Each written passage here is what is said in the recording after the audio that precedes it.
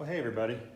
Got a pretty quick and easy project today in the bee shop. We're making a modified quilt box. For this, I used an existing Nuc and just modified it. We'll take you through the steps on that.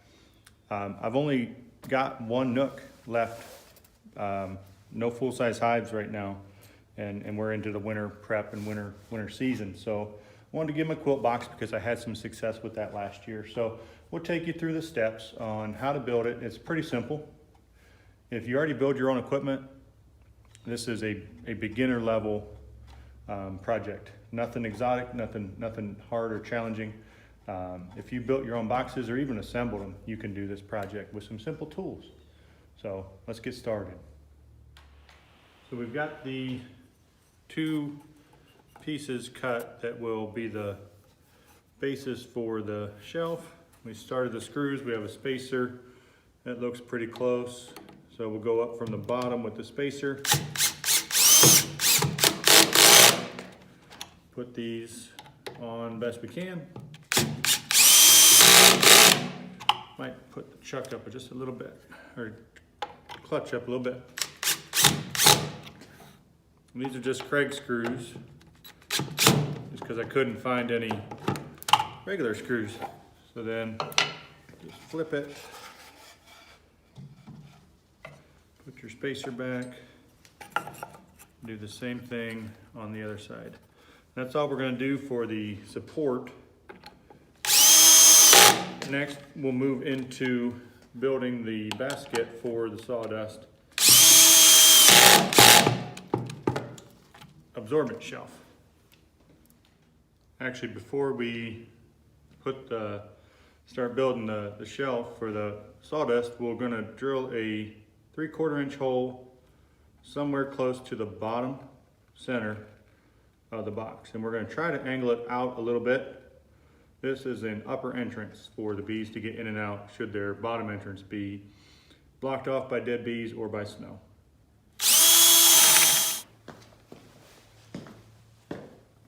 Now I can't find half the things I need to find. I need to get better at organizing. These are the brad nails I'm going to use because that's what I can find.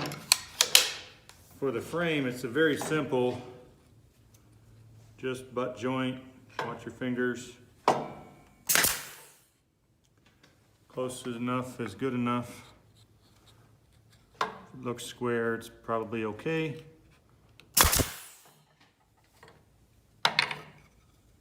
I did mark the orientation so that they're all basically the same height because they're not square cut. And that'll be all right for what we're gonna do. And then next we're gonna take number 8 hardware cloth and we're gonna cut enough to cover the entire frame. So I gotta find my big scissors, which luckily we're laying on top of the other stuff in the pile. And we'll go ahead and get this cut out. So here we've got the mesh cut out, and we put 1/2 inch staples into the machine, and we'll start stapling this down until we get it all the way across. And that's what you end up with. Just a real simple frame. We'll sit on top of that. Next thing we gotta do is we've gotta cut some holes in the box for the moisture to get out. And so for that, we have this 1.5 inch spade bit. It's not fun. We're gonna cut a couple holes using that.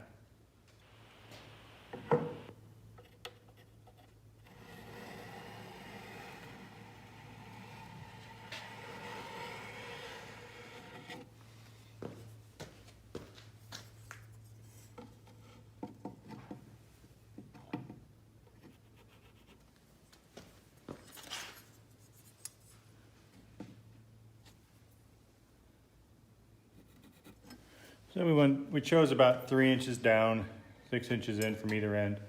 We'll do 2 holes on either side using this big spade bit.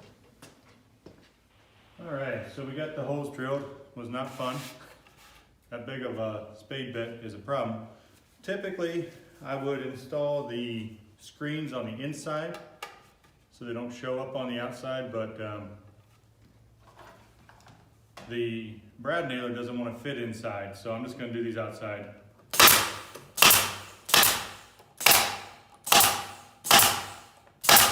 And these holes are just to let moisture out, but you certainly don't want critters getting in. So all you need to do is just make sure you put them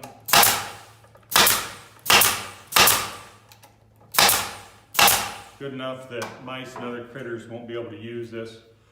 This won't be a bee entrance or anything. This is just to let the moisture, any moisture that builds up, to escape. Okay, the last thing to do as far as building or anything, we've got this little nail here, and we're just going to put it in somewhere halfway. That is your mouse guard. I don't know if a mouse could get in to a 3/4 inch hole, but I'm guessing they could. So we'll just keep them out. That will let the bees in and out during any time that they want to be able to fly during the winter time when the weather's decent enough. In northern Ohio, they do have some flight days that they can use. Okay, and then to wrap it all up, this is basically what it's going to end up being. This little wire basket is what I built for my Nuc last year to put emergency feed on. Does work. So you may be able to tell, you put newspaper down and then put dry sugar on top of this. Sometimes it's called the modified mountain camp. Mountain camp, I think you just put newspaper on top of your frames, put sugar on top of the newspaper. This gives me the ability to pick it up. You know, I'll put the newspaper down, put the sugar on, and if I want to get in there later, need to get in there later, I can pick the basket up and move it. All right, so that's step one. So this is the top of your hive. Then you put your sugar down in your basket. Then you take your modified Nuc here, turns into a quilt box, and the spacers for the top shelf are up high enough that the bees can get in and use that sugar. Let me try to give you that view. So this is your view inside the quilt box, and you can see the entrance, the sugar basket, the frames. Bees can get up there, use the sugar, use the upper entrance should they need it. Then you lay your that's funny. You lay your newspaper shelf in there. Or not your newspaper, your sawdust shelf. And then we can lay sawdust as much or as little as we want to in here. Any excess moisture can get out through the holes, but no critters can get in. So in the wintertime, if I need to check on the sugar level, refill the sugar, I just pull this box off, and that's what you're left with. So just something I wanted to show you. I saw this idea on one of my Facebook beekeeping groups that I'm in, Beekeeping Hacks, one of the better beekeeping groups, I think. But anyway, so I thought I could knock it together. I thought if I can do it, you can do it. And if I'm going to do it, I'm going to film it. So thanks for watching, and I hope that you found it useful.